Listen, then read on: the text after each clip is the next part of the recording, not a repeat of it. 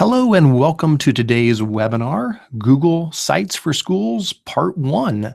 This session is part of a series of free webinars offered every week or two by the Stark Portage Area Computer Consortium, or SPARC for short. SPARC is an information technology center up here in Northeast Ohio where we support about 30 school districts. However, this webinar is open to everyone, and we'd like to welcome all the people who have joined us live today or are watching this recording in the future. My name is Eric Curts, and I'm a technology integration specialist here at SPARC, and I'll be your presenter for this session today. All of the information for today's webinar can be found at tiny.cc/spark215. And I'd encourage you to go to that site if you've not already done so. And my guess is if you're watching this live, you're probably already there. But if you're catching this in the future as a recording, tiny.cc/spark215 is the website that has all of the resources for this webinar. I'm going to go ahead and go there right now myself and show you where that's going to take you out to. And tell you what, let me zoom in just a little bit on that so it's a little bit easier for us to see. So this is where that's going to take you. And what you're going to find here are all of the resources for today's session, including the live video stream, which will become the recorded video in the future. Below there, you'll see that there are the session resources, including a help guide and the slideshow that we're going to run through. The help guide's actually a pretty big one this time. I think I've already got it open in another tab here. It's about a 26-pager there, so this one's pretty big. It goes into a lot of details about creating Google Sites for schools specifically. Back on the resource page, below that section, there is a live chat document. And so if you give a click there for the chat document, that's going to open up a Google Doc that is a spot where if you have any questions or comments today, you can type those in there. Now, normally, I have Anthony Luscre, my co-worker, manning that document, and unfortunately, he's not able to be here today. So fair warning, I may be a little bit slow getting around to checking on that doc, but throughout the session today, I'm going to do my best to peek over at that chat document and see if you've got any questions or any suggestions, but I'd love this to be as interactive as possible. So that's the idea, is that you can submit your questions or your comments on that chat document.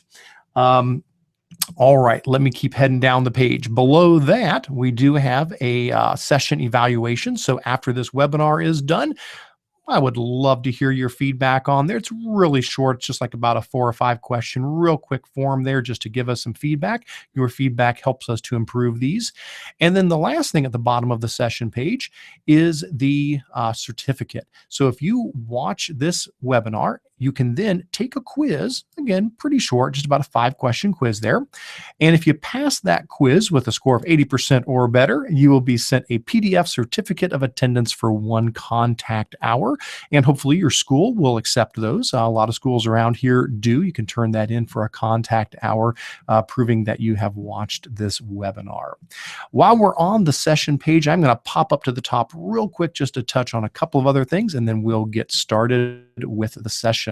At the top of the page, you'll see we do have our PD schedule, which will include all of our upcoming webinars. And we've still got a few more coming up here in the next couple of weeks. Next to that is a link to our recorded trainings. This will show you the ones that we've done in the past. And you can go back through any of those and watch them as well and get your certificates of attendance for those. We also have a link to our newsletter. If you want to make sure you never miss out on a webinar or other training opportunity that we provide, you can subscribe to our Sparklines newsletter to stay in the loop. And finally, there's a contact link there where you can get in touch with myself as well as Anthony if you've got any additional questions or comments. All right. Well, let's get back to the session and let us begin. All right. So our session agenda for today. We're going to be starting off with a very brief chat about Google Sites as far as an overview of it, what its features are, the benefits of Google Sites. Then we're going to spend a little bit of time taking a look at some sites examples. I just tried to grab some good examples to show you what sort of things can be done with Google Sites in a school setting. And then the majority of the time, we're going to go ahead and build a very, very simple Google site. Just kind of get you in there and show you what you can do to create a Google site. The prerequisites for this session, you will want to have a Gmail or a Google Apps account. Either one's perfectly fine. And then you're going to need access to Google Sites. Now, you may say, well, Eric, if I've got a Gmail account, don't I have that? Well, yes, you certainly would. However, I just wanted to mention that if you're using a Google Apps account, this can always be controlled by your Google Apps administrator as to what you do and don't have access to. So I'm just giving that fair warning there that your school, you may have a Google Apps account, and for whatever reason, Google Sites might be turned off for your particular district. Hopefully not. Hopefully that is not the case, but just want to let you know that access to Google Sites, just as anything in the Google Apps suite, can be turned on or off at the school level. But hopefully, if you've got a Google Apps account or a Gmail account, you do have access to it. This is an introductory session. So if you have absolutely no experience with Google Sites, you're fine. Not a problem at all. This is an introductory session. And honestly, this is really just going to be the first of several sessions. Typically, when I do a Google Sites training, at a minimum, usually it's 2 hours long. Most of the time we do like a 3.5, maybe even 4 hour, like a half day training on Google Sites.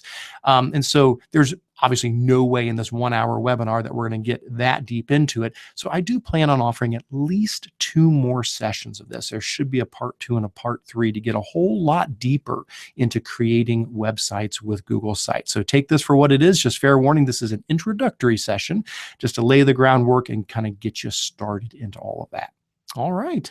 Well, with all of that said, let's go ahead and start with our Google Sites overview.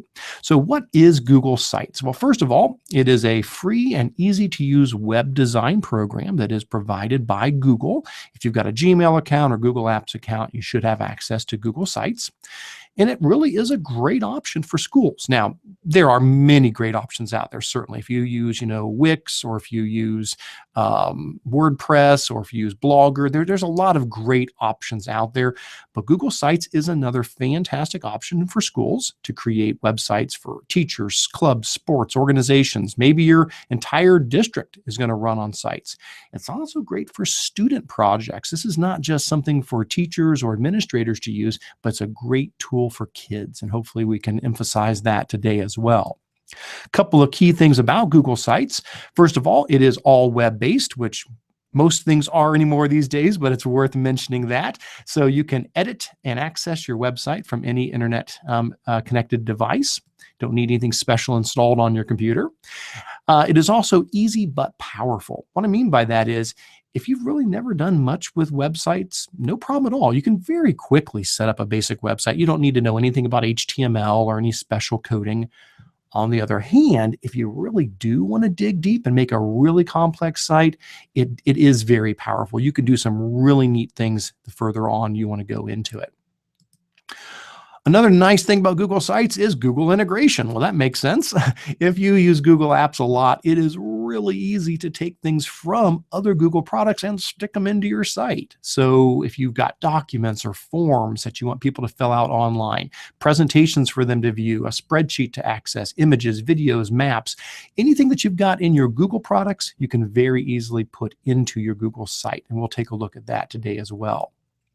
Another nice thing about it is multiple sites. What I mean by that is you're not limited to just one Google site. You can make as many sites as you wish. There really is no limit to that. So if you want a site for your classroom, and then another site for the track team that you coach, and another site for the spring play that you're helping out with, no problem at all. You can make as many sites as you wish. Another nice thing about it is the storage. Now, for your domain, if you're using Google Apps for Education, you have 100 gigabytes of storage space for the sites in your domain. At the same time, though, you really don't even have to eat into that too much, because you can also link things in from your Drive. And remember, with Google Apps for Education, there is no limit to Google Drive. You can store as many files in Drive as you want, and you can just link those into your site. And that can really help avoid reaching this limit, even though that is a very generous limit to begin with.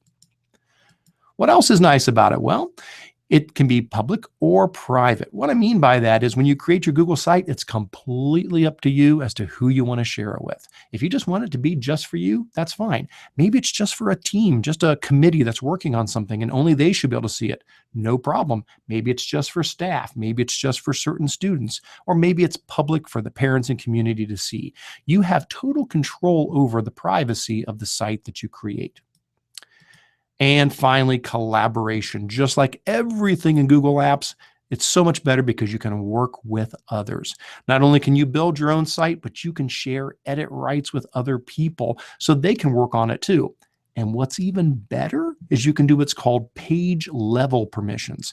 What that means is you don't have to share the entire site with them. You can just say, you know what, I need this person to be able to update the announcements page. I need this person to be able to update the file page and put some new files on there. Or I want this person just to be able to update the roster of the track members of our on our track team. You can give people just edit rights to just certain pages as well. So a lot of flexibility there when it comes to using Google Sites in a school setting. Well, hopefully that encourages you and gets you excited about why Google Sites might be a good option for your school when you're looking at web design. To go a little deeper, let's now take a quick look at some example Google Sites. I've got 3 slides here, and the first one are some sites that I've created myself. So we're going to start with just a couple here that I have built on my own over time, and then we're going to take a look at some other ones that are from some schools. So first of all, I run a whole bunch of websites, and I do use Google Sites for pretty much every one of them. Just wanted to show you the variety of what a site could look like depending upon what you want to do with it. So one of the sites I run is called Apps User Group. Let me give a click on that. We'll open up Apps User Group. There we go. Apps User Group is a website, and I'll zoom in on this again just so we can see this a little bit better. There we go. Apps User Group is a website where I put all of my Google resources. So pretty much any, handout or help guide or slideshow or pretty much anything I create with Google Apps, I put here on Apps User Group, typically under my big list up here. But this site is created completely with Google Sites. And so I've tried to make it look real attractive with some, happy little icons for my navigation over here. I've got a Google slideshow slider embedded in here in the slide to have a kind of cool little animation effect there. And then I've got a section here where I pull the first blurb from each of my different articles that I post there to pull that onto the main page. And there's lots of other things I have on here. There's a discussion forum. I've taken a Google group and embedded that into the site so people can post questions and answer questions as well. And then as you go across here, lots and lots of drop-down menus to get to all of the different resources that I have on there. So that's a quick example of what a site could look like. Let's grab another one, the Next Generation Assessment site. For those of you not familiar with that, this is a website where I have all of my park resources. So if you're in the state of Ohio and you're used to your students taking park tests or the air tests, this is a great website where I pulled together lots and lots of resources to support students in preparing for those tests. This is also done in Google Sites. And what I wanted to show you here is I have a page where people can submit their own resources. And this is a Google form. So just showing you how Google Sites can let you embed things like I stuck a Google form right inside of the Google site so people could submit their own resources. Another one, whoops, sorry about that. I clicked on the wrong spot there. There we go. Our tech integration page, the one you were just at, the one you're at probably right now, the tech integration page where we've got all of our webinars and so forth. This is, let me go ahead and reload that there. Let it bring in the calendar. This is where we have all of our technology integration resources. And here's an example of embedding an agenda. So here is a Google Calendar in agenda mode that I've embedded right into the website. And then lastly, the last one I'll show you from ones I've made. This is a website that we used for an online course. Last year when we did our Spark Tech conference, we put together an online course to go along with the conference on 21st century skills. So people could take that course and attend the conference and then get a graduate credit for doing so. And we needed to build an online course. And so I used Google Sites to hold all of the content. So every page of the course is another page on a Google site, and then I take those pages and then I would link them into an LMS. So I put them into BrainHoney, but you can put them into Edmodo or Schoology or whatever. But I used Google Sites as a place to hold all of my content, and then I simply linked in each of those pages to the LMS. All right, so those are a couple of examples of some sites I've done. Let's look at some stuff other people have done. And so here we've got some that are sort of from different schools. First of all, we've got some district websites. So these are from some schools who have actually set up their main district page to be a Google site. So here we have Manchester School District. And if you scroll down through that, you'll see this is in fact a Google site. You can always tell at the very bottom, it says powered by Google Sites. And they've done a really nice job of using a lot of different features here. They've got an embedded calendar. They've pulled the little blurbs from their articles. They got a lot of great pictures in here. They've got lots of great menus across the top. What I thought I'd show you on this one that I thought was interesting was the embedding of a Google map. So if I go to their About page and I go to their map and directions, you'll see that they've taken advantage again of Google integration, and they have embedded a Google map right here into their website. I thought that was nice. The next district website I was going to show you real quick is from Rutland. And again, this is a Google site. Looks a little different than the last one there. Some of the things that I thought were kind of neat to show you here. Again, they have a calendar page where they have embedded a calendar, and they've embedded that in month view. They've got a staff directory where they're using what's called a list page, where you can come in here and you can sort either by the type of job or by the person's name or by their email address, and they're using a list page for that. Another thing that I thought was neat about their site is they put documents on in two different ways. On the public documents page, they used what we call a file cabinet page, and we're going to take a look at that today as well. So they used a file cabinet page to be able to put these documents online, but on this other page over here, instead of doing that, they embedded Google Drive folders. And so they've actually used an embedding option there to insert a folder from Google Drive to put these files online. So nice variety there. Next one down is just a simple teacher example, a teacher homepage. And you'll see here, this teacher teaches 6th, 7th, and 8th grade science. And so for each of her subject areas, the students can go in to get a little blurb, and then they can check on their homework. And then she's also got resources here with plenty of web links, as well as projects, info about the class, and then a link here to photos where she's embedded some images as well. So that's a very nice, attractive teacher page. Next one up, EdTech Austin. I threw this one in just because it doesn't even look like a Google site. I really like how they've done some really creative things here with the way they put the menu at the top, with the background, with the transparency. This site, it is a Google site. If you go to the bottom, powered by Google Sites. But again, just goes to show you, depending upon how you set this up, depending upon what theme you pick and how you set up your color scheme and the fonts you pick, you can really make a Google site look very different from site to site. And then the last one on this page was the swim team. So we got a nice banner across the top there. We've got a rotating image spot up here at the top right. We've got a calendar, a nice countdown, and then on the side over here, and then down the side here, a lot of other great resources, including, team rosters where you can see each of the different teams, who the students are, and, what grade level they're in, and so forth. All right.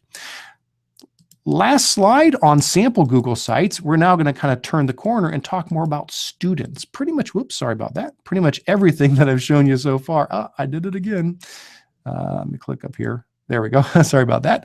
Pretty much everything I've shown you so far has been stuff that probably a teacher would do, or probably the administration or a building secretary or somebody like that. But I want to emphasize, Google Sites doesn't have to be just for the adults. Google Sites is a great tool for students as well. And so here are some links to some student projects. The first one here is a site put together by Chris Chris Clementi, and she does some really neat projects with her students. And what you'll see here are just some selections of some of the ones that she wanted to highlight. Her students do a project where they have to kind of create a imaginary culture. And so whether it's, an island or whatever it might be, and then they have to make a website that documents everything you can imagine about that particular culture. So I'll just click on one of these as an example, and you'll see that they have to come up with the color scheme and the images in the background.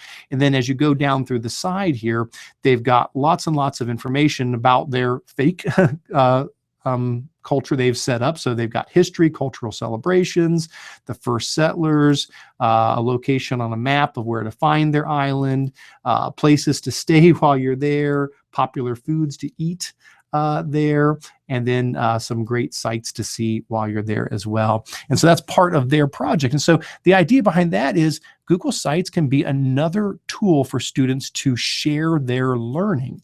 We're used to a lot of times students doing slideshows. That's great. That's perfectly fine. Nothing wrong with a slideshow or, a shoebox float or whatever the case might be. Well, you know what? A Google Site is another great tool for that. It's another way for students to be creative and to be able to share their learning. Some other quick examples here. This one was actually from a school that I worked with in the past. It's a Social Studies Explorer project. The idea was the teacher wanted the students to do a project where they picked an Explorer and made sort of like a Facebook page for that Explorer. They thought that would be a fun way of approaching that, where they could post information about that Explorer as if it was a social media page, but they didn't want them actually to use Facebook for that, understandably. And so what we did was we said, let's use sites and let's just keep it internal. And so we put together a very basic template. Now the template's not too exciting. The template's just, black and white, but you can see it gives you the general layout. And so they would base it off of this template, and then the students would create their website. I'll zoom in a little bit here so you can see it a little bit better there. This one's on Ponce de Leon. And so they're putting in information about their biographical information, their age, their networks, their hometown, their relationship status, and then things about who they'd like to meet, their heroes, some pictures, some videos. And then what they did is they would actually set it up so that other students could come in and then comment on the page as if they were other explorers commenting on that. And so I thought that was a creative way to use Google Sites. Another one, just a couple more here, we'll hit real quick. A U.S. history role-playing project. This was also with the school I used to work with. And in this one, what you have is a sort of like a WebQuest role-playing project where the students would come in and they would pick a character. So you had all of these different characters from the slavery controversy, and they would pick a character, and that student would edit that page to fill in information about that character, biographical, images, excerpts, slogan, timeline, and so forth.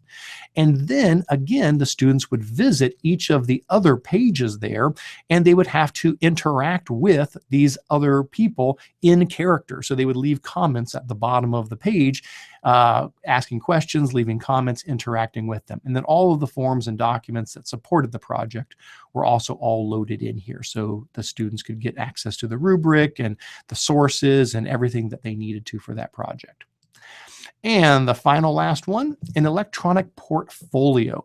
Google Sites, many times I see getting used as a way for students to do digital portfolios. It's a great way to easily collect together information, examples of their work, and put that all together on a website that can then be shared. Well, this one is for second graders, believe it or not. And this again was at the school I used to work with. And this is just the template here. It's very, very, very basic, but this was used for second graders to show what they learned throughout the year. And they had some things like an About Me page. And again, this is just the template. It's not, I don't really have one filled in here as an example, but they would have an image of themselves. They would put some text describing themselves, and then they made a concept web of some of their favorite things. And all of that would get uploaded here to this page. Now, yes, there were parent helpers and other staff members to help the students do it, but the students were creating these. Then they had a science blog page where the students would simply come in and they would add a new item each week of what did I learn in science this week. They also had a writings page where they would either type in or upload or link in a Google Doc or upload a scanned image of some writing samples that the student had done. And so this was used for grade 2 as a digital portfolio. All right, well, hopefully that gives you a bunch of neat ideas about how Google Sites can be used, whether it's for a school district to just get information out to the parents, whether it's for a club, an activity, whether it's for a teacher to be able to connect with their students, put their assignments online, or whether it's for students to create projects, to create a portfolio, to do online learning. Lots and lots of neat possibilities for how sites can be used. So with that said, we're going to sort of shift gears now, and I am peeking over at our Q&A document. It looks like we're okay at the moment, but again, please feel free just to type in any questions or comments or suggestions. Like if you've got a really neat Google site that you'd like to share, hey, throw that in the Q&A doc, and I'll be more than happy to pull that up during our session here.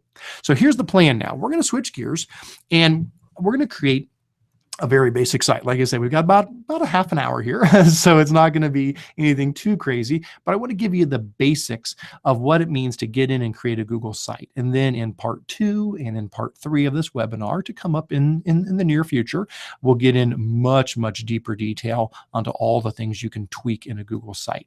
So for our example today, we're going to just do some really basic things. We're going to create a site. We'll edit the theme. We'll edit the welcome page. We will create just a couple other pages depending upon how much time we have, and then we'll talk about sharing the site. So really basic, just create it, edit a few things, the welcome page, try to create a few other extra pages, and then talk about how you could share the site with others. So with that said, let's go ahead. Whoops, sorry about that. Let's go ahead and move on with the session there. Clicking all over the place today, I am.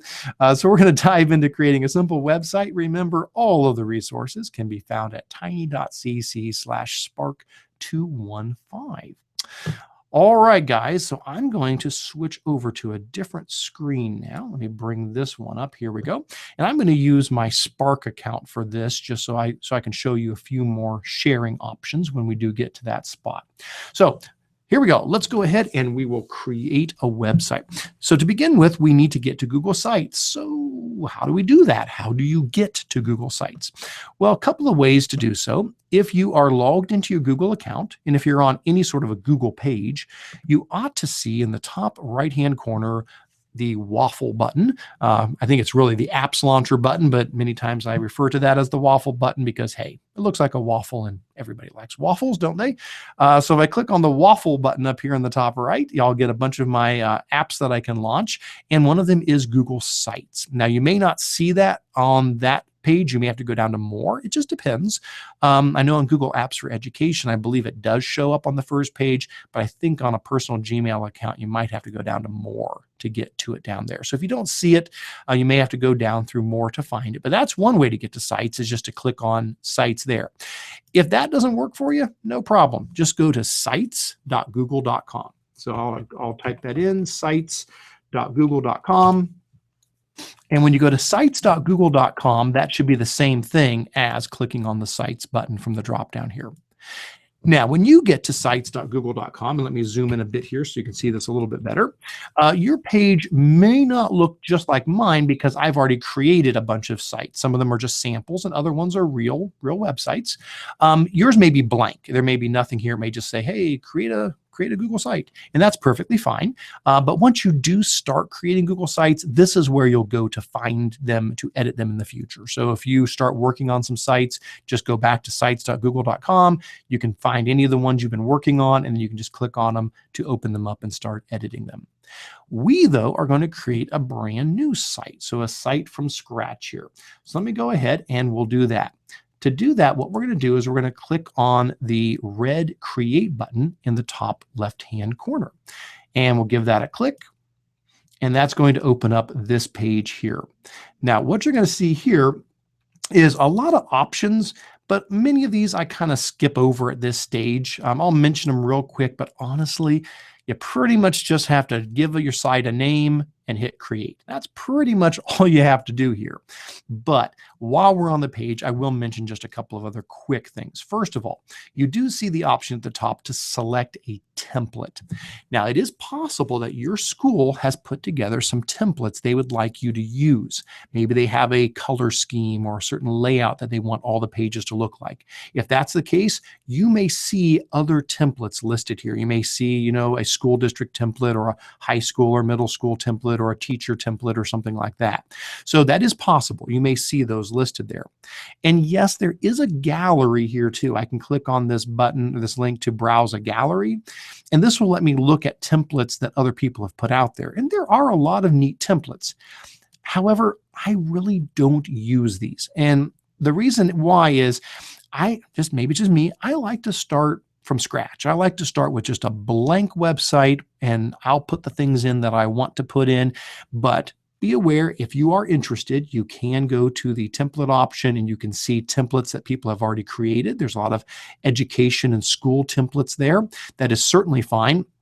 But for our example today, instead of changing something somebody else has made, we're just going to start with a blank template and build it up ourselves. Okay, so I'm leaving that on blank template.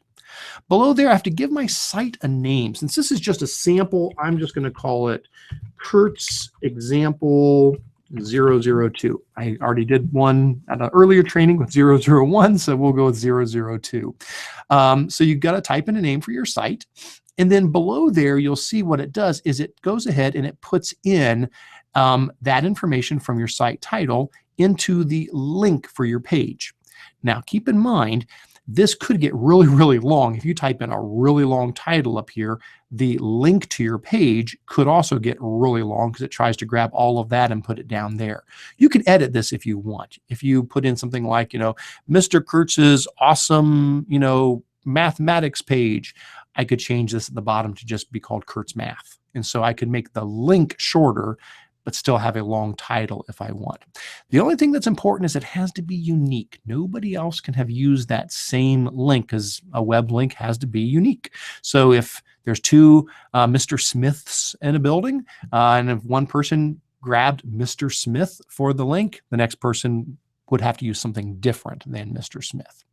All right, so I'm going to name my site. I'll leave the link alone. There is some options down at the bottom to pick a theme and some other options. I'm going to skip those right now because I'll show you another spot where we can mess around with some of those other options. So guys, we're going to keep it simple. Like I said, blank template, simple name, that's it. All right, at that point, I'm going to hit the big red create button and let it do its thing. Google Sites is now creating my website. And there it is. Not too impressive at first, pretty basic, just a nice gray white kind of page there with my title at the top. So nothing too crazy there to begin with, but that's okay. There is my website ready for me now to go in and start editing. All right, so what are we going to do? How are we going to edit our website? Well, like I mentioned, we're going to do a couple of things. We're going to first edit the theme. Then we're going to edit the welcome page, and then time permitting, we're going to create a couple of other sample pages. And then finally, we'll talk about how to share this site so other people could find it. All right, that's the plan. So let's start by talking about the theme. Now you say, well, Eric, didn't you just talk about that a moment ago? Well, actually, I was talking about templates a little bit ago when we were creating the page, and I said I didn't want to use a template because a template isn't just colors. A template comes with a bunch of pre-made pages, and I didn't want to do that. However, I would like to edit my theme. Now, your theme just means the colors, the fonts, that kind of stuff. Okay, that's what the theme is. It's the look of your site. So that's probably the first thing people want to do once they first get in is they go, I want the site to look like me. I want it to have my color scheme. So let's talk first of all about how you can change the theme of your site before we even edit anything else about it. So how do we do that? Well, if you take a look at the top of your page, across the top, in the top right here, there's several buttons, and we're going to visit all of these today. All 4 of these buttons are going to be our friend, okay? The first one is a pencil. That's to edit a page. We'll do that in a bit. We'll edit this page. The next button is the new page button to create a new page, and we'll do that too. We'll create a new page. The button on the far right is the share button. We'll do that too. That's to share our site with others. The button we care about right now is the gear icon. It's the More Actions button. If I give a click on that gear, it's going to pop up this little menu here where I can choose lots of different options from that menu. The one that I care about is called Manage Site. Okay, so again, we're going to click on the gear. And then from the gear, we're going to go down to Manage Site. Now, Manage Site basically takes you behind the scenes. We're going to leave the page we're at right now where we can see our website, and we're going to go to a behind the scenes settings page. That's what Manage Site lets you do. So I'm going to click on Manage Site, and it's going to bring up this behind the scenes settings page. Now there's a lot of settings here. And again, maybe part 2 and part 3, we'll dig into these a whole lot deeper. As you can see, if I scroll down, lots and lots and lots and lots of settings there. Okay. But what I care about right now is themes, colors, and fonts. Like I said, that's what I wanted us to begin with today, was picking a theme for our site. So over here on the left, you'll see a couple of menu items. In the very, very, very bottom left, it says themes, colors, and fonts. If I give a click on that, it'll bring up a page where I can now choose from lots of different pre-made themes to change the colors and fonts of my page. So right here, it says my base theme is ski, but if I don't want to use ski, I can choose other ones. Like I could say, I wonder what rounders looks like. I could choose that, and then it will update. And if I look down below, I can see, oh, that's what rounders would look like. Okay, that's kind of cool. Or I could choose ember and see, well, what does ember look like? Oh, that's nice. Okay, you get the idea. So I can go down and scroll through all these till I find one that I like. I think I may go with treehouse just for this example here. It's kind of cute. That's fine. So there's treehouse, got some nice happy clouds there, some nice blues and greens. All right. So I'm going to go with treehouse for my theme. Now at that point, I could say, that's it. I'm done. I love it. I'm happy with it. We're finished. Let's just hit save and be done. That's okay. I certainly could. But if you want to, you can dig even deeper, because not only can you pick a theme, but you can edit that theme. So you can say, I like treehouse. I like it for the most part, but I'd like to tweak the title. Instead of it being, blue in that font, I'd like the title to look a little different. Well, you could do that right here where you see it's got all of these settings for the entire page, the site header, the content area, the gadgets, the sidebar, the horizontal navigation. And you just have to drill down through these. So for example, if I go to site header, I can go to title, and I can change the font, the color, and the size of my site header title. So if I wanted Curts example 002 to look different than that, I could change that at my theme level. So site header, title, and say, you know what, let's make it a different color. Instead of blue, let's go ahead and we'll pick maybe a dark green. Excellent. And the size, maybe that's okay, but we could make it a little bit bigger maybe. We'll go 24 point, okay? And then the font, maybe we don't want it, the font, we want our title to be kind of cool. So instead of it just being like that, I could come here and say, you know what, let's pick a different font. And you've got tons and tons and tons of fonts available from Google's font archive. And so I could come in and say, oh, I don't know, what Audio Wide's kind of a cool font. So I could choose like Audio Wide, and it would change that font on the main page there. All right. So that's the idea. And again, we won't spend much time on it. You can dig a lot deeper into that. But if you want to get to your themes and change those, that's how you do it. Now, when we're done, what do we need to do? Well, we need to save our changes, because this is one of those things that if you don't hit save, it doesn't actually make the change permanent. So I'm going to go ahead and click on save at the top. And once I am done saving that, how do I get back to my site now? Well, when you're all done with Manage Site, you're going to use this link on the top left, right below Manage Site. It'll have the name of your site. If you give a click on that link, it's going to pop you out of Manage Site back to your normal site. So let me do that. Let me click on my link there, and ta-da, there I am. Now I am back to my normal website. Very good. Now, if you ever want to do that again, just a quick reminder, go to the gear, go to Manage Site. From Manage Site, go down to Themes, Colors, and Fonts, and then have at it. Change your theme, change individual things. Be sure to save when you're done, then click on the name of your site to pop back out. That's probably the only time we're going to go into the background settings for our session today. The rest of it, we're pretty much going to stay here in the front, just creating our web page. All right. So let's move on to that. We've got our theme set. We now said the second thing we were going to do was we were going to edit our welcome page. So because you've got a welcome page, which is the only page you have, just one page to start with, we can edit that by using the pencil button at the top of the screen. So if I take my mouse and I go up to the pencil icon, which is the edit page icon, and give that a click, it will switch me over into edit mode. So at this point, you can now type in anything you want on your web page, and it's a lot like a word processor. You've got, font size, you've got bold, italics, underline, font color, you've got links, numbering, bulleting, centering, all that sort of stuff. You've also got the ability to insert lots of stuff, and we'll talk about that in just a bit, but you can insert all sorts of items, you can insert tables. You can also change the layout of your page. By default, it starts with just a big old box here where you can just type in whatever you want. And that may be perfectly fine. That may work perfect for you. However, though, there's a lot of different layouts. You can say, nah, I think I'd be better served by a 2-column page. Well, you could switch to 2 columns, and now you'll have a spot on the left and a spot on the right to edit. Or you could say, nah, I think 3 columns. Okay, 1, 2, 3, perfectly fine. Or you could say, I want 3 columns with a header and a footer above it. Now I've got a header, a footer, a left, a right, and a center column. So you can even divide your page up by layout options. Now, I'm going to keep it simple. We'll just do one big old column here. We don't need to do anything too crazy for this example here, but you get the idea. If you want to divide your page up into different sections, that's a great way to do it. All right. Well, I want to make sure that we don't waste a whole lot of time with me typing. So I went ahead and I typed up ahead of time some stuff to put in here. So let me copy from a different window. I'm going over to a different window here to copy.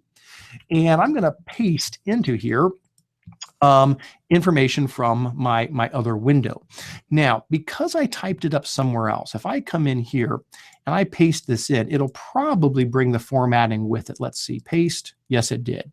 So when I pasted this in, it brought the formatting from the other document, which had a bigger font size and a different font. It was Times New Roman. So here's the deal. If you're pasting stuff in from another web page or another document, and you want it to still look the same as your normal page, you have 2 options. One option is go ahead and paste it in. That's fine. Let it look all funky.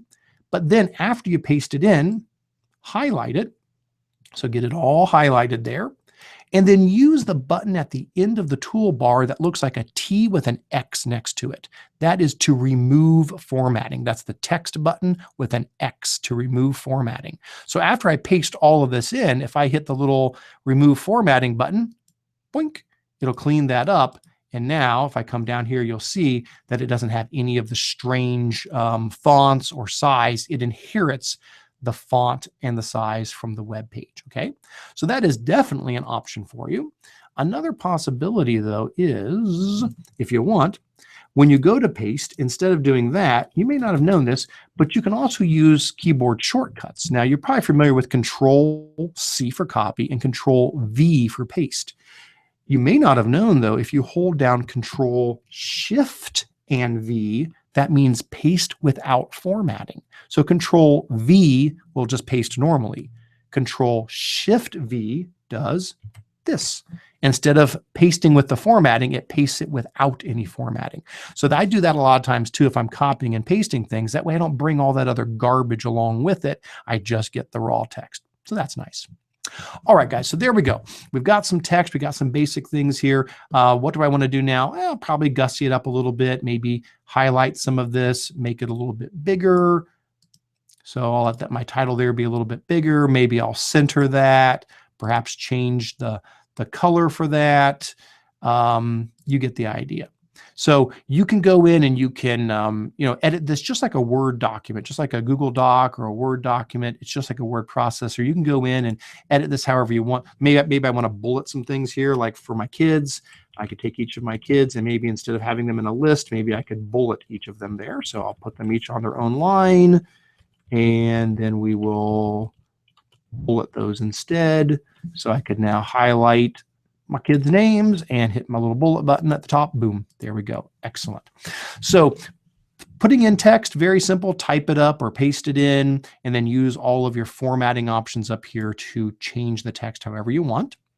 Another thing, maybe I'll bullet these too. Here's a bunch of different websites here. We'll bullet those as well. Excellent. There we go.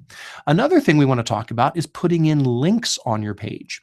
Now you'll see that a lot of the things I put in here already have web links typed out, but they're not clickable. They're not actually hyperlinks yet. And maybe I want them to be. Maybe I want parents coming to my website to be able to email me and click on my email link or go to a certain website that helps support what we're doing in class. So how can you do that? How can you add hyperlinks to your website? Well, two options here.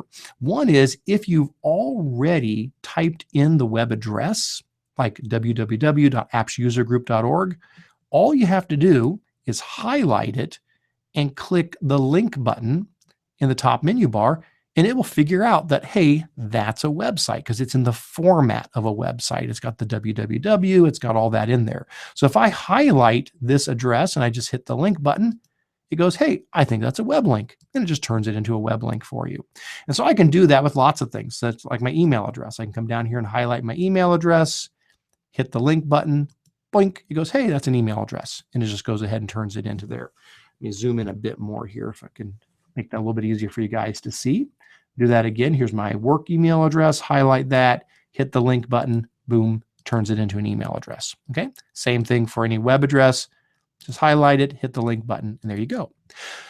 Well, sometimes instead of actually having the link spelled out, you just want to have some words that link out to something. So like maybe I want to link out to the Spark Tech integration page, but I don't want to actually spell out the address. I just want to make the words link.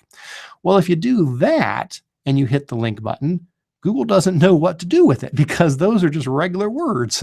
So if I highlight that and hit the link button, Google's going to say, sure, I'd be glad to, but where do you want me to link that to?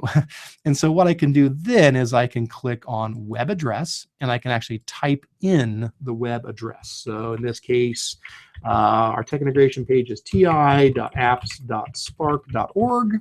I can type that in and hit OK, and it will turn those words now into a clickable link. Very good. All right, we're doing good. All right, so before we leave behind our welcome page, let's do one more thing on the welcome page. And then, like I said, we'll try to quickly create an extra page just so you can see how that works. And then we'll talk about sharing. All right, so before we leave the welcome page, let's say we want to put a picture in. So we've got some text, we got some bullets, we got some links, but we'd like a picture in on this page. No problem at all. There are, believe it or not, 3 ways to put a picture into your page. And so if I come up here to the top and I click on Insert, you will see there are 3 options for putting in a picture. I can choose Insert Image. That's one way. I could choose Insert Drive Image. That's another way. Or I could insert Google Plus Photo. That's a third way. So all of those work. It just depends on which method you want to use. Here's the idea. If you've got a picture in your Google Drive, that's how you would insert it. Insert Drive Image. If you've got a picture saved to Picasa Web Albums or Google Plus Photos, this is how you would do it. Insert Google Plus Photo.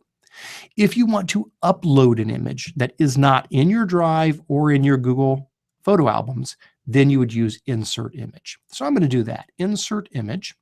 And at this point, it's going to ask me to upload a picture. And so I just need to go find a picture. I think I've got one in my boot camp folder. Yep, there I am. There's my headshot. So I'll grab a picture of myself there, upload that, hit OK, and boom, there it is. It drops that picture right there into my web page. At this point, I can edit it a couple of ways. You see there's a little bar that pops up if I click on the image. And I can do things like change the size of it. Small, medium, large, or original. I think small is probably fine for this example. I don't think it needs to be bigger than that. I can also make it left, center, or right. And I can also turn word wrapping on or off. So if I turn word wrapping on, boink, everything wraps around it. So as simple as that, I can put an image into my page, move it around, put on word wrapping, and so forth. And I can also click on it and drag it if I need to drag it to somewhere else on the page. That works as well. And you can put as many pictures in as you want. So you can add other images and put them further down the page. All right, well, that's enough for the welcome page. Let's go ahead now and save that off. Now, it does do an auto save of a draft. It doesn't make it official till you hit the save button, but it is saving a draft. So if I lost connection or my computer crashed, I would not lose this. It would still be there. It would still, though, wait for me to hit save to publish it. It's not actually on my website until I hit save. So let me hit save, and yay, there we go. Very good. So there's my welcome page. So now anybody who would come to the site once I share it could at least see this information. They could get my contact info, my web addresses, my email. They could learn about me, but that's it. That's not much of a website. What really makes a website good, of course, is lots of content, other things. So besides just editing the page that we're on, let's talk about adding additional pages. Now, in part 2 of our series on Google Sites, we can go into way more detail about the different types of pages you can add. I just want to show you the process and add at least one thing, at least get something added in here so you can see the basics of how this could be done. All right, so the way it works is this. You simply take your mouse, go up to the top, and we're going to click on the Create Page button. It looks like a piece of paper with a plus sign on it. That's the Create Page button. Give that a click, and it's going to open up this new screen where we're going to be asked to name our page. So I'll tell you what, let's make a calendar page. Let's say we want to make a page with a Google Calendar on it so the students can see their homework. So I'm going to call this page Calendar. And then I get to choose what sort of a template I want to use for this page. The main ones that are available, and again, we'll get into a deeper look at these in the future, but be aware of what they are for now.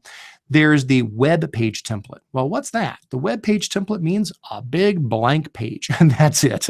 Nothing about it, just blank. And I use that a lot. It's just a blank starting point.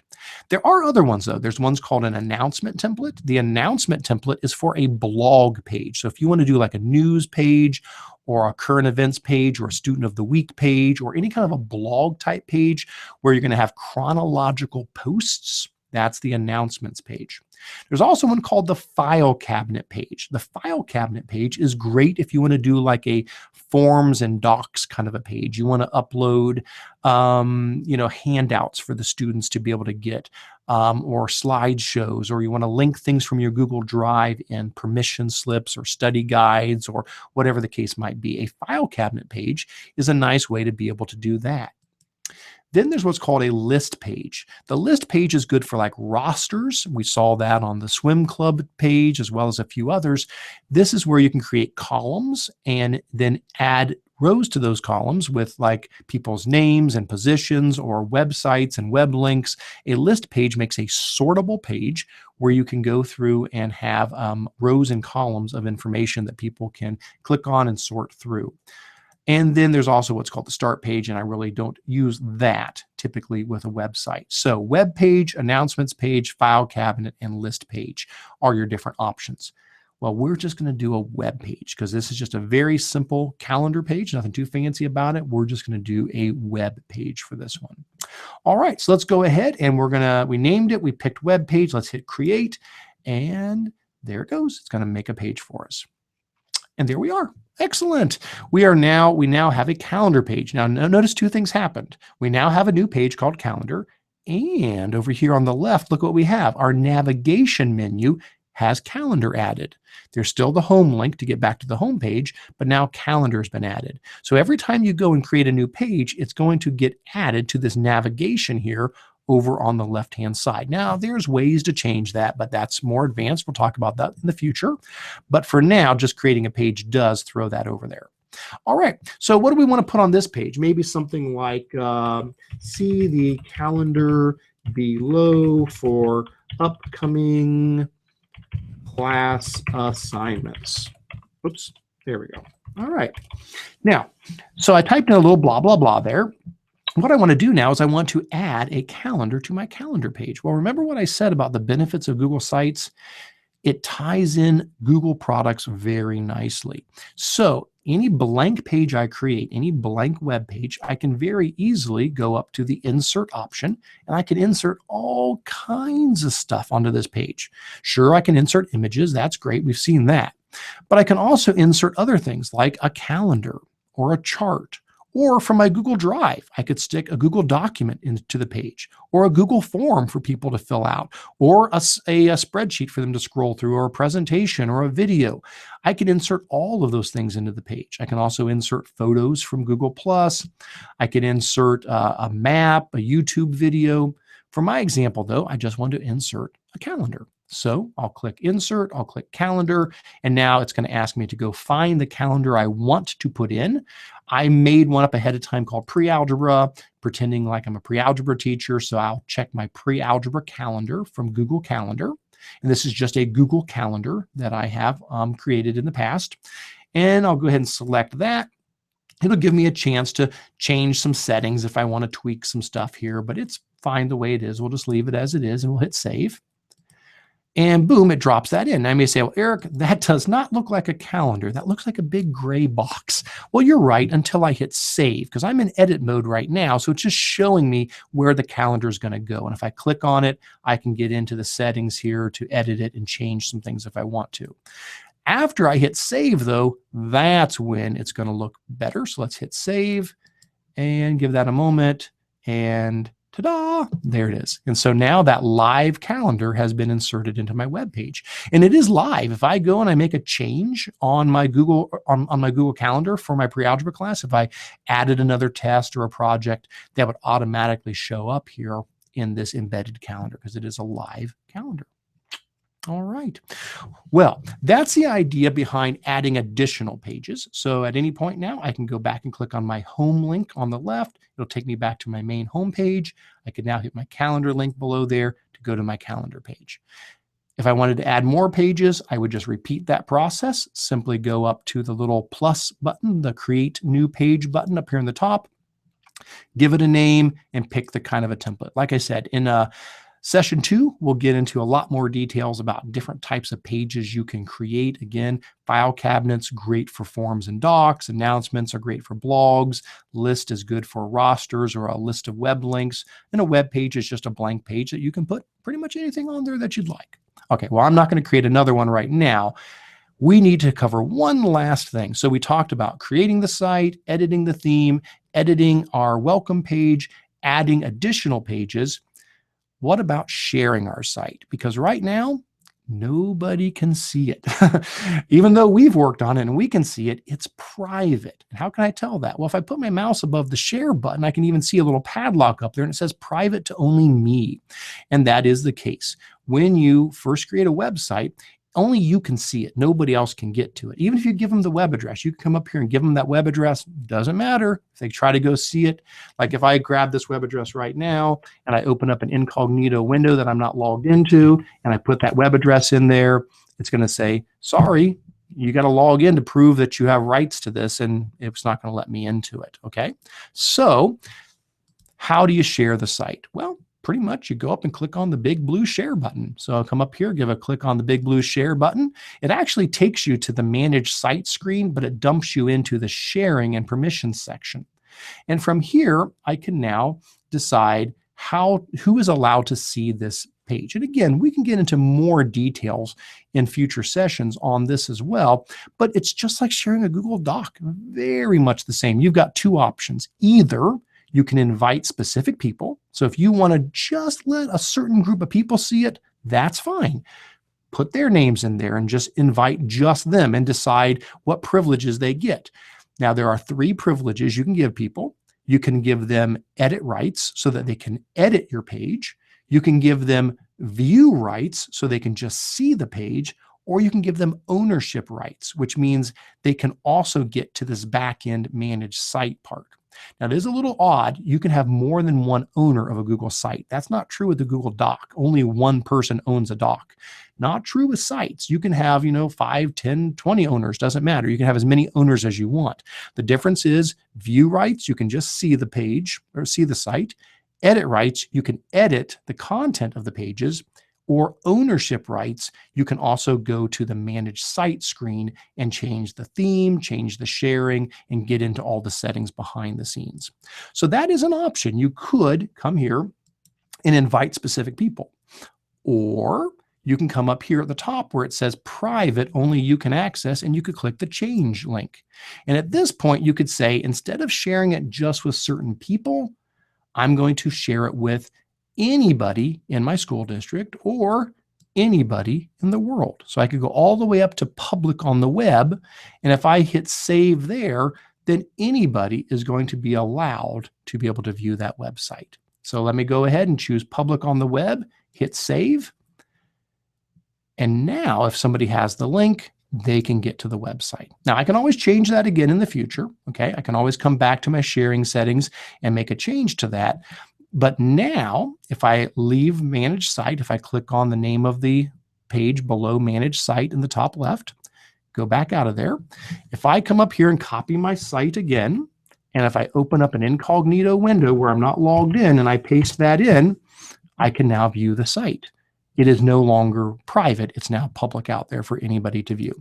But again, I can always change that myself. I can click on my share button, go back in there, and I can either click the change button to change who can view it publicly, or I can scroll to the bottom and I can add individual people and give them either view rights, edit rights, or ownership rights.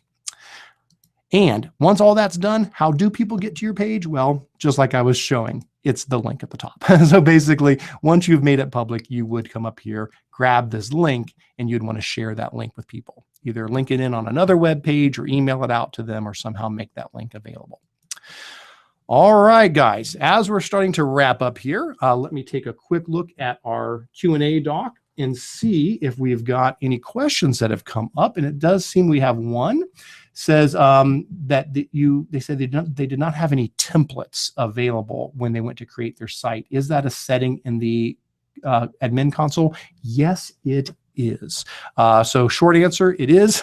Maybe that's one we can look at in a future webinar to go a little bit deeper into. But yes, in the Google Apps admin console, you can turn templates on and off, and you can add additional templates in there that you want people to use when creating sites. Okay, you may not have anything in there right now, though.